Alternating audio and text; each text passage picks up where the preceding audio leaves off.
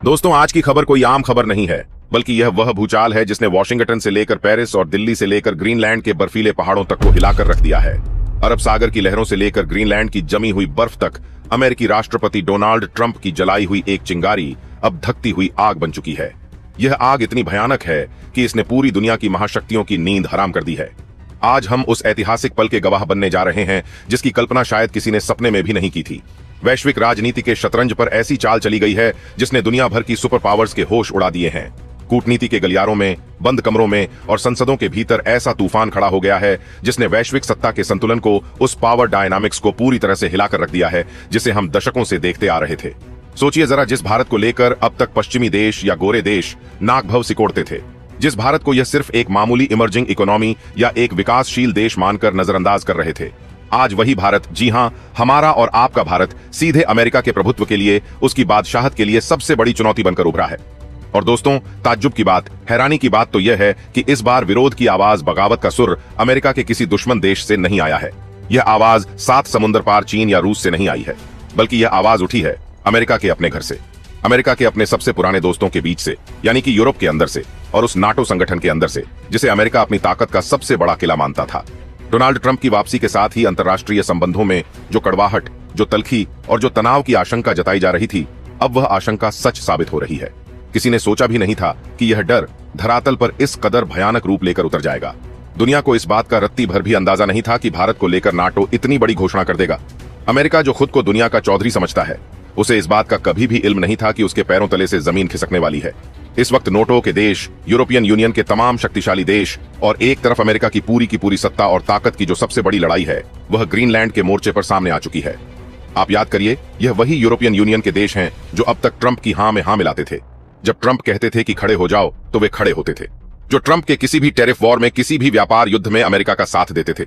लेकिन वक्त का पहिया देखिए दोस्तों, आज वही देश, वही सहयोगी अमेरिकी राष्ट्रपति डोनाल्ड ट्रंप की एयरफोर्स, उनकी वायुसेना और उनकी ताकत के सामने अपने खुद के युद्धपोत, अपनी नेवी और अपनी एयरफोर्स को उतार चुके हैं। हालात इस वक्त ऐसे बन चुके हैं कि नाटो के अंदर ही, उस संगठन के अंदर जिसे अमेरिका ने बनाया था, वहां भारत को लेकर ऐसी बात छिड़ चुकी है जो ट्रंप के लिए किसी दिल के दौरे, किसी गहरे सदमे से कम नहीं होने वाली है। नाटो के अंदर एक ऐसी ऐतिहासिक फूट, एक ऐसी दरार देखी जा रही है जो पिछले 70 से 80 सालों में कभी नहीं देखी गई। ऐसा पहली बार पूरे दुनिया के इतिहास में हुआ है कि ट्रंप जिस ताकत को, जिस संगठन को अपनी सबसे बड़ी क्षमता, अपना सबसे बड़ा हथियार मान रहे थे, अब वही हथियार उनके खिलाफ तन गया है, उनके खिलाफ खड़ा हो चुका है। दरअसल आपको बता दें कि पर्दे के पीछे नाटो के अंदर भारत को शामिल करने की कवायद, बातचीत तो काफी समय से दबी जुबान में चल रही थी। लेकिन इस वक्त जो खबर आ रही है वह यह है कि नाटो को लेकर भारत को अब तक का सबसे बड़ा, सबसे ऐतिहासिक ऑफर आ चुका है। और दोस्तों, दिल थाम कर सुनिए, यह ऑफर किसी और ने नहीं, बल्कि खुद यूरोपियन यूनियन की तरफ से सामने आया है। यूरोप के बड़े बड़े देश यह प्रस्ताव लेकर भारत की चौखट पर, दिल्ली के दरवाजे पर दस्तक दे रहे हैं। सबसे बड़ी बात यह है कि नाटो के अंदर अब तक जो अमेरिका का ओहदा होता था, जो रुतबा होता था, जिस कुर्सी पर बैठकर अमेरिका दुनिया को नचाता था, अब वही पदवी, वही सम्मान, वही वीटो पावर जैसी ताकत भारत को देने की फिराक में नाटो बना हुआ है। नाटो चाहता है कि उसका सदस्य भारत हो और साथ ही साथ भारत नाटो का सबसे प्रीमियम हेड बने, यानी कि सबसे प्रमुख ताकत और सबसे बड़ी असल पावर भारत के हाथों में सौंप दी जाए। आखिर ऐसा क्यों हो रहा है? क्यों यूरोप अचानक भारत का दीवाना हो गया है? क्योंकि दोस्तों, अमेरिका से निपटने के लिए, अमेरिका की दादागिरी को खत्म करने के लिए इस वक्त पूरे ग्रीनलैंड में और यहां तक कि यूरोपियन यूनियन के अंदर पूरी दुनिया में यह बहस छिड़ चुकी है कि आखिरकार अमेरिका को किस तरह से काउंटर किया जाए, किस तरह से रोका जाए। और इसी सवाल का जवाब ढूंढते हुए यूरोपियन यूनियन से लेकर ब्रिक्स तक में हलचल मच गई है। यूरोपियन यूनियन ने अपने हाथ आजमाने शुरू कर दिए हैं। अब तक जिस ब्रिक्स संगठन को लेकर पश्चिमी मीडिया मजाक उड़ाता था, जिस ब्रिक्स को लेकर यूरोपियन यूनियन यह मानता था कि यह तो कमजोर और गरीब देशों का एक छोटा सा संगठन है, इसका कोई भविष्य नहीं है, अब उसी ब्रिक्स के अंदर यूरोपियन यूनियन ने जबरदस्त दिलचस्पी दिखानी शुरू कर दी है, इंटरेस्ट जताना शुरू कर दिया है। आपको हाल फिलहाल की खबरों से एक बात तो साफ पता चल गई होगी। आपने देखा होगा कि किस तरह से फ्रांस के राष्ट्रपति इमैनुअल मैक्रोन ने ब्रिक्स में सदस्य देशों को लेकर और ब्रिक्स के भविष्य को लेकर कितना बड़ा अनाउंसमेंट किया है, कितना बड़ा बयान दिया है। मैक्रोन ने साफ शब्दों में पूरी दुनिया के सामने डंके की चोट पर कहा है कि यह ब्रिक्स दुनिया भर के देशों के लिए कोई चुनौती नहीं है, कोई खतरा नहीं है, बल्कि एक संगठनात्मक कार्यवाही का सबसे बड़ा समूह है, एक उम्मीद की किरण है। हालांकि इमैनुअल मैक्रोन की यह बात यूरोपियन यूनियन की सिर्फ एक बानगी है, यह तो सिर्फ ट्रेलर है, पूरी पिक्चर तो अभी बाकी है। असल में अंदर खाने की खबर यह है कि पूरी दुनिया के खास तौर पर यूरोपियन यूनियन के लगभग 22 से ज्यादा देशों ने भारत को सीधे तौर पर समर्थन दे दिया है। वे भारत के साथ खड़े हो गए हैं। भारत को लेकर नोटों में उठ रही अब पूरी ताकत के साथ जो मांग है वह एक अलग ही दिशा में जाती हुई दिखाई दे रही है। हवा का रुख बदल चुका है। इस वक्त यह पूरा घटनाक्रम अमेरिका के लिए बहुत बड़ा सबब, एक बहुत बड़ी मुसीबत बन चुका है। तो अमेरिका के लिए यह बहुत बड़ा थ्रेट यानी खतरा भी बनता दिखाई दे रहा है। इस वक्त ग्रीनलैंड में मची हलचल और पूरे वैश्विक जगत को हिलाकर रखने वाली अमेरिका की नीतियों ने पूरी दुनिया के पावर शिफ्टिंग को, शक्ति के संतुलन को कहीं न कहीं भारत की तरफ मोड़ने पर मजबूर कर दिया है। आखिर क्या है इस वक्त पूरी खबर की गहराई? क्या पूरी अपडेट इस वक्त बन चुकी है? क्या पूरी दुनिया में इस वक्त हालात बन रहे हैं?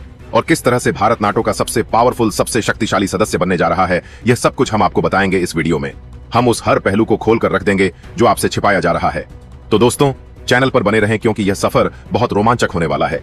वीडियो को अभी से लाइक कर दें और अगर अभी तक आपने चैनल को सब्सक्राइब नहीं किया है तो चैनल को सब्सक्राइब करके बेल आइकन को भी जरूर दबा लीजिएगा ताकि देश और दुनिया से जुड़ी ऐसी बड़ी और गर्व करने वाली खबरें आप तक सबसे पहले पहुंचती रहे।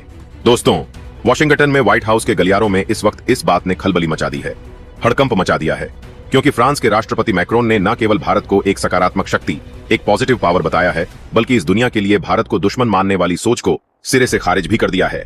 उन्होंने अमेरिका की आंखों में आंखें डालकर खुले मन से स्वीकार करते हुए कहा है कि आज की दुनिया अब वह पुरानी दुनिया नहीं रही। आज की दुनिया एक ध्रुवीय यानी यूनिपोलर नहीं है, जहां सिर्फ एक देश की यानी सिर्फ अमेरिका की मर्जी चले। वो जमाना गया जब अमेरिका छींकता था तो दुनिया को जुकाम हो जाता था। आज शक्ति के पावर के कई केंद्र बन चुके हैं, जिनमें भारत और चीन जैसी महाशक्तियां शामिल हैं। मैक्रोन का यह कहना है कि ब्रिक्स से लेकर G7 के बीच अब युद्ध नहीं बल्कि संवाद का सेतु बन चुका है और उस पुल का नाम है भारत। भारत इकलौता वो देश बन चुका है जो इन सब का एक सबसे स्थायी और सबसे ज्यादा विश्वसनीय, सबसे ज्यादा भरोसेमंद सदस्य बन चुका है, जिस पर रूस भी भरोसा करता है और जिस पर अमेरिका भी, जिस पर यूरोप भी भरोसा करता है और जिस पर ग्लोबल साउथ भी। यूरोप अब अमेरिका की डराने वाली नीतियों से, उसकी सैंक्शंस वाली धमकी से असल में ऊब चुका है, थक चुका है। यूरोप अपनी सुरक्षा तथा अपनी गिरती हुई अर्थव्यवस्था के लिए नए रास्ते, नए दोस्त और नए बाजार की पूरी दुनिया में तलाश कर रहा है। दिलचस्प बात यह है और ध्यान देने वाली बात यह है कि फ्रांस की बदली हुई सोच ऐसे समय में मुखर हुई है, ऐसे समय में सामने आई है जब भारत के विदेश मंत्री डॉक्टर एस जयशंकर पेरिस की गलियारों में कूटनीति की नई इबारत लिख रहे हैं। उनकी एक एक मुलाकात, उनका एक एक बयान यूरोप की सोच को बदल रहा है। भारत की बढ़ती ताकत और ब्रिक्स की अध्यक्षता ने जो कमान भारत ने संभाली है, उसने दिल्ली को इस पूरी बिसात का, इस पूरे खेल का सबसे महत्वपूर्ण खिलाड़ी, द मोस्ट वैल्यूएबल प्लेयर बना दिया है। यूरोप को, जो अब तक अपनी अकड़ में रहता था, अब समझ में आ चुका है कि अगर उसके भविष्य की आर्थिक महाशक्तियों के साथ कदम से कदम मिलाकर उसे चलना है, अगर उसे डूबने से बचना है, तो भारत का दरवाजा पूरे नाटो देशों को खटखटाना ही होगा। कोई और रास्ता नहीं है जिसके जरिए वे ब्रिक्स के साथ और भारत के साथ अपने बिगड़े हुए संबंधों को सुधार सकते हैं। केवल फ्रांस नहीं, यह आग सिर्फ पेरिस तक सीमित नहीं है, बल्कि जर्मनी, इटली और स्पेन जैसे शक्तिशाली यूरोपीय देशों के भीतर भी यही मंथन, यही बहस इस वक्त चल रही है कि आखिर कब तक वे अमेरिका की धमकियों के साए में झेंगे, कब तक वे अमेरिका के डर से अपनी विदेश नीतियों को तय करेंगे। ट्रंप की अमेरिका फर्स्ट और भारी भरकम टैरिफ नीति ने यूरोप के व्यापारिक हितों को, उनकी फैक्ट्रियों को, उनके रोजगार को गहरी चोट पहुंचाई है। तो वहीं दूसरी तरफ ग्रीनलैंड पर अमेरिका की आक्रामक नीति ने, जिस तरह अमेरिका ग्रीनलैंड को खरीदना चाहता है, उस जिद ने यह साफ कर दिया है कि आज के दिन अमेरिका ग्रीनलैंड को लेकर ऐसे चुनौती दे रहा है, यानी कि सीधे डेनमार्क जैसे एक स्वाभिमानी देश की प्रभुसत्ता को, उसकी संप्रभुता को चुनौती दी जा रही है। सोचिए दोस्तों, अगर आज अमेरिका ग्रीनलैंड के साथ ऐसा कर सकता है तो क्या गारंटी है, इस बात की क्या सुरक्षा है कि अगले कुछ सालों में America, Germany, Italy, Spain, France जैसे देशों को यह नहीं कहेगा कि अपनी सरकार गिरा दो और अमेरिका में शामिल हो जाओ? क्या अमेरिका कल को यह नहीं कहेगा कि हम तुम्हें यहां का राज्यपाल बना देंगे, तुम अपनी आजादी भूल जाओ? ऐसी स्थिति को देखते हुए, ऐसे डरावने भविष्य को भांपते हुए अब यूरोपियन यूनियन के अंदर लगातार सवाल उठ रहे हैं। अमेरिका प्रथम की नीति में अब पूरे यूरोप के लिए कोई जगह नहीं बची है। यूरोप समझ गया है कि अमेरिका का सगा कोई नहीं है। यही कारण है कि जर्मनी के चांसलर, जो यूरोप की सबसे बड़ी अर्थव्यवस्था को चलाते हैं, अब भारत की ओर उम्मीद भरी नजरों से देख रहे हैं। वे भारत के साथ रणनीतिक साझेदारी को, स्ट्रेटेजिक पार्टनरशिप को एक नया आयाम, एक नई ऊंचाई दे रहे हैं। दुनिया इस समय एक बहुत बड़े बदलाव की गवाह बनती जा रही है। यह वह दौर है जो इतिहास की किताबों में सुनहरे अक्षरों में लिखा जाएगा, जहां एक तरफ डॉलर की बादशाहत को, उस हरे नोट की ताकत को चुनौती दी जा रही है, तो वहीं BIS यानी bank for international settlements Bharat जैसे देशों के समर्थन के साथ खड़ा होकर एक अपना नया पेमेंट सिस्टम उतार चुका है। एक ऐसा सिस्टम जो अमेरिका की सबसे बड़ी ताकत यानी डॉलर को कमजोर कर रहा है। भारत ने पूरी दुनिया को अपनी UPI और अपनी डिजिटल क्रांति से यह बता दिया है कि डॉलर के बगैर भी, अमेरिका की मदद के बिना भी किस कदर से, कितनी आसानी से पूरी दुनिया में अपने व्यापार किए जा सकते हैं। अगर यह किसी को सीखना है तो वह भारत से सीखे। जब रूस और ईरान जैसे देशों को अमेरिका ने अपनी मनमानी करते हुए वैश्विक बैंकिंग प्रणाली यानी स्विफ्ट सिस्टम से बाहर किया, तो पूरी दुनिया ने देखा, डर के मारे देखा कि कैसे एक देश अपनी मुद्रा को, अपनी करेंसी को हथियार की तरह इस्तेमाल कर रहा है। इसी डर से, इसी खौफ से आज यूरोप भी सोचने पर मजबूर हो चुका है। नाटो के अंदर लगातार हलचल मची है कि अगर कल उनकी राहें अमेरिका से जुदा हुई, अगर कल उन्होंने अमेरिका की बात मानने से इनकार कर दिया, तो क्या गारंटी है कि अमेरिका उनके साथ भी ऐसा नहीं करेगा? क्या अमेरिका उनके पैसे नहीं जब्त करेगा? इसलिए आज ब्रिक्स को लेकर और भारत को लेकर पूरा नाटो एकजुट होता दिखाई दे रहा है। वे एक नया बैकअप प्लान तैयार कर रहे हैं जिसमें भारत केंद्र में है। भारत इस पूरे घटनाक्रम में एक ऐसे संतुलित नायक, एक ऐसे हीरो की भूमिका निभा रहा है जो किसी का ना तो पिछलग्गू है, जो किसी के पीछे नहीं चलता, और ना ही भारत किसी का कट्टर विरोधी है। हम विश्व मित्र हैं। भारत की निष्पक्षता और बढ़ती आर्थिक शक्ति ने उसे आज इस मुकाम, इस स्थिति पर पहुंचाया है कि फ्रांस जैसा घमंडी देश भी भारत के जरिए अपने ब्रिक्स की बैठकों की तलाश कर रहा है और एक नए आयाम से जुड़ने की कोशिश कर रहा है। ब्रिक्स का नया लोगो और भारत की अध्यक्षता के संकेत यह साफ बता रहे हैं कि आने वाले समय में एशिया और नाटो कोई अलग अलग ताकतें नहीं होंगी, कोई दुश्मन खेमे नहीं होंगे, बल्कि उनकी उभरती अर्थव्यवस्थाओं में नाटो खुद को समाहित करना चाहता है। वह भारत के रंग में रंगना चाहता है। अब किसी को भी जी हुजूरी करने के लिए जरूरत नहीं पड़ेगी। हालांकि अमेरिका और ईरान के बीच बढ़ता तनाव, ट्रंप की धमकियां अभी भी एक बहुत बड़ी चुनौती पूरी दुनिया के लिए बनकर खड़ी हैं। लेकिन यूरोप का भारत की ओर झुकाव, यह जो यू टर्न यूरोप ने लिया है, इस बात का साफ इशारा है कि अब दुनिया का नक्शा और ताकत का संतुलन हमेशा के लिए बदलने जा रहा है। भारत के नेतृत्व में ब्रिक्स अब केवल विकासशील देशों का समूह नहीं रहा। यह सिर्फ गरीबों का मसीहा नहीं है, बल्कि उस नई व्यवस्था की बुनियाद बन चुका है जिसमें हर देश की संप्रभुता का सम्मान होने जा रहा है, जहां छोटे से छोटे देश की भी आवाज सुनी जाएगी और किसी एक की तानाशाही, किसी एक की दादागिरी तो बिल्कुल भी नहीं चलने जा रही है। यह खबर केवल एक दो संगठनों के बीच की नहीं है। इसे आप सिर्फ एक डिप्लोमेटिक खबर मत मानिए। यह किसी एक देश से जुड़ाव की बात नहीं है, बल्कि यह उस संघर्ष की कहानी है जो पुरानी व्यवस्था के ढांचे जो सड़ चुके हैं और एक नई न्यायपूर्ण वैश्विक व्यवस्था के उदय के बीच बहुत दिनों से चल रहा है। और इस महामुकाबले में, इस क्लैश ऑफ टाइटन्स में भारत की भूमिका इस वक्त सबसे बड़ी, सबसे अहम और निर्णायक बन चुकी है। भारत ही वह धुरी है जिस पर अब दुनिया घूमने वाली है। इस महासंग्राम में जो अगली बड़ी तस्वीर उभर कर सामने आ रही है, वह है वैश्विक मुद्राओं का गिरता वर्चस्व और स्थानीय व्यापार की बढ़ती ताकत। क्योंकि अब तक पूरी दुनिया इसी भ्रम में, इसी धोखे में जी रही थी कि डॉलर के बिना पत्ता भी नहीं हिल सकता, डॉलर के बिना व्यापार संभव नहीं है। लेकिन भारत ने इस मिथक को, इस झूठ को किस तरीके से तोड़ दिया है, यह पूरी दुनिया ने देख लिया है। भारत और रूस के बीच में रुपए और रूबल पर हुआ व्यापार, जिसमें अरबों का लेन देन हुआ। भारत और जापान के बीच भारत की करेंसी में हुआ व्यापार। भारत और न्यूजीलैंड, भारत और ऑस्ट्रेलिया के बीच हुआ यह व्यापार। यह सब क्या है? यह सब अमेरिका के मुंह पर एक तमाचा है। पूरी दुनिया की अर्थव्यवस्थाओं में मुद्रा की लेन देन को शुरू करते हुए अमेरिका के पास दूसरे देशों पर प्रतिबंध लगाने की सख्ती को हमेशा के लिए खत्म किया जा रहा है। फ्रांस के राष्ट्रपति मैक्रोन ने भारत की ओर हाथ बढ़ाते हुए जो कदम उठाया है, वह इसी डर और जरूरत का मेल है, क्योंकि यूरोप के उद्योगपति, वहां के बिजनेसमैन अब साफ महसूस कर रहे हैं, उनका मुनाफा गिर रहा है। वे देख रहे हैं कि अमेरिका की नीतियों के कारण वे एशिया के विशाल बाजारों से भारत के 140 करोड़ लोगों के बाजार से कट रहे हैं और भविष्य में अपनी आर्थिक प्रासंगिकता, अपना अस्तित्व बनाए रखने के लिए उन्हें ब्रिक्स के साथ और भारत के साथ तालमेल की बहुत ज्यादा जरूरत है। और इसलिए नोटो के अंदर भारत को एक वो ओहदा व स्पेशल स्टेटस देने की बात चल रही है जिसका असल में भारत हकदार भी है। पूरी दुनिया यह जानती है कि अगर इस कुर्सी पर भारत को बिठाया जाता है, अगर भारत को नेतृत्व सौंपा जाता है, तो शायद भारत यह बात कभी भी समझने के लिए तैयार रहेगा कि पूरी दुनिया को उसकी कितनी जरूरत है। भारत कभी भी अपनी ताकत का गलत इस्तेमाल नहीं करेगा। दुनिया का शक्ति संतुलन किन देशों के किन तरीकों से चलता है, भारत यह समझता है ना कि ट्रंप के जैसे मनमानी करने वाले किसी एक शख्स के ऊपर पूरी बादशाहत और कयामत छा जाने वाली है। भारत की संस्कृति वसुदैव कुटुंबकम की है, जो सबको साथ लेकर चलती है, न कि अमेरिका फर्स्ट की, जो सिर्फ अपने बारे में सोचती है। अब इस पूरे घटनाक्रम के बीच में भारत का नाटो में एंट्री अमेरिका के लिए बड़ी चुनौती बन रहा है। सीधे तौर पर यह कहा जा रहा है, एक्सपर्ट्स ये मान रहे हैं कि अगर ऐसा होता है तो ग्रीनलैंड के अंदर अगर कोई दो महाशक्तियां टकराएंगी तो उनमें सबसे बड़ी ताकत एक तरफ तो खुद को अपना सुपर पावर कहने वाले ट्रंप की होगी, उनकी मिसाइलें होंगी, तो दूसरी तरफ भारत के साथ उन 24 देशों की ताकतें भी जुड़ेंगी जो इसमें भारत के समर्थन में उतर चुके हैं। तो वहीं इस ताकत से कोई ब्रिक्स जैसा समूह अछूता भी नहीं रहने वाला है। यकीन मानिए दोस्तों कि नाटो और ब्रिक्स को एक करते हुए इस वक्त भारत की उभरती ताकत पूरी दुनिया में ट्रंप को सबसे ज्यादा खतरा महसूस करा रही है। ट्रंप शायद अपने ओवल ऑफिस में बैठकर यही सोच रहे होंगे कि यह भारत अचानक इतना ताकतवर कैसे हो गया। हालात ऐसे बन रहे हैं कि इस वक्त ग्रीनलैंड, जो अपनी शांति और बर्फ के लिए जाना जाता था, अब एक युद्ध क्षेत्र में, एक वॉर जोन में तब्दील हो रहा है। कहा यह जा रहा है कि ग्रीनलैंड में जिस तरीके से ना तो ट्रंप पीछे हटने को मजबूर हैं, उनकी जिद है कि वे ग्रीनलैंड पर अपना झंडा फहराएंगे, और दूसरी तरफ डेनमार्क ने साफ कर दिया है अपनी सेना को आदेश दे दिया है कि अगर पहली गोली चली, अगर अमेरिका ने हद पार की, तो उसके बाद जो हमला होगा, जो जवाब होगा, वह इतना आक्रामक होगा जिसकी कल्पना भी नहीं की जा सकती। उसके बाद जिम्मेदार खुद ट्रंप की फोर्सेस होंगी, ट्रंप के नियम होंगे और ट्रंप की बनाई गई नीतियां होंगी। इसका जिम्मेदार ना तो यूरोप का कोई देश होगा और ना ही इसका जिम्मेदार भारत होने वाला है।